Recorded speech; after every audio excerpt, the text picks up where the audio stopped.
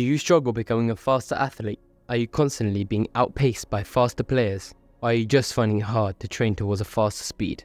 Well, in today's video, we'll discuss some of the simple yet technical changes you can implement when running today from your already established technique, even if you're just starting out.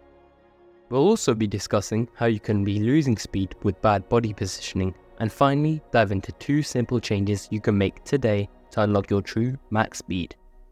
So let's get into it. Starting off surprisingly with the arms.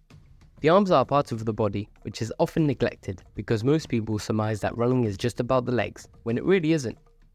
While running, the arms create balance and stability the body needs, but without the right technique, they can slow you down.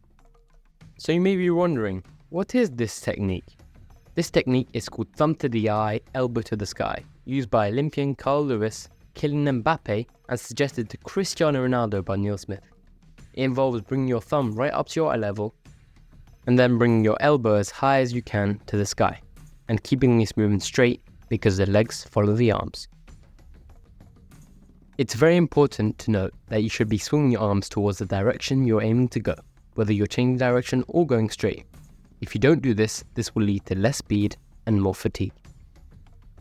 Now that you know how and where to place your arms while sprinting, we'll discuss how and where you should place your legs. When running, there are 2 different types of forces exerted into the ground: vertical forces and horizontal forces. These are extremely important to understand in order to become a better runner or sprinter. Horizontal force is most important at the start of a sprint, in the acceleration phase, for it is the main force exerted into the ground in the first 0 to 30 meters of a sprint. However, vertical force is most important after the acceleration phase, from 30 meters onwards, and is what maintains top speed. It's important to get the right timing to switch between them, which will result in maximization of speed. For horizontal force, make sure you land your foot behind the center of gravity. By making contact behind the center of gravity, your foot can push almost straight away. Instead, if you land ahead of the center of gravity, you have to wait until your body gets over your foot before you can push, and this is wasted time. By the way, the last minor adjustment we need to make is to make the figure of 4. An invisible technique that promotes better leg recovery and foot striking.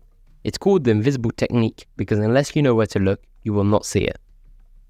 If you hit the ground with good technique, your legs should look like they're making the number 4. But if you're not, this is called lagging. And it's when your leg gets too far back. This results in poor recovery, foot striking, and frontside mechanics. In order to fix this, and to better recovery, use the figure of 4 technique and bring your foot straight through. If you want a tutorial on how to improve this, then get this video to 1k likes and we'll make one. These techniques should make you improve your speed regardless of genetics in no time. And if there's any videos you'd like us to make about football or sprinting, suggest them down in the comments. And goodbye.